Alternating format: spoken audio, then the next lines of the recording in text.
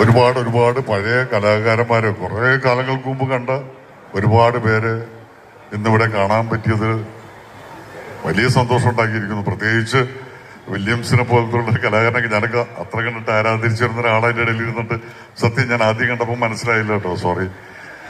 അങ്ങനെ ഒരുപാട് പേരിവിടെ, നമ്മുടെ കലാധരൻ, റഹ്മാൻ, ഒരുപാട് പേര്, അവിടെ മോള്, എല്ലാവരെയും കാണാൻ സാധിച്ചു. പ്രസാദ് എന്ന് പറയുന്ന ഒരു വലിയ പ്രസ്ഥാനം തന്നെയാണ്, നമുക്ക് എല്ലാവർക്കും അറിയാം.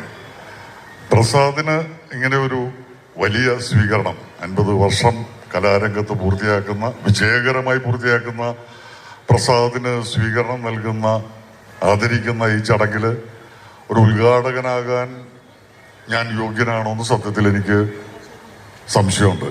കാരണം നമ്മളൊക്കെ കലാകാരന്മാരെന്നൊക്കെ പറഞ്ഞൊക്കെ ഒരുപാട് കാര്യങ്ങൾ ചെയ്തിട്ടുണ്ടെങ്കിലും പ്രസാദിനെ പോലെ ഇത്രയും ആത്മാർത്ഥമായിട്ട് എന്ന് പരിചയപ്പെട്ടോ അന്ന് കാണുന്ന അതേ ആ ഒരു പാഷനോട് കൂടിയിട്ട് കലയെയും സ്റ്റേജിനെയും മിമിക്രിയെയൊക്കെ സ്നേഹിക്കുന്ന മറ്റൊരു കലാകാരൻ ഉണ്ടാവുമെന്ന് തന്നെ എനിക്ക് തോന്നുന്നില്ല.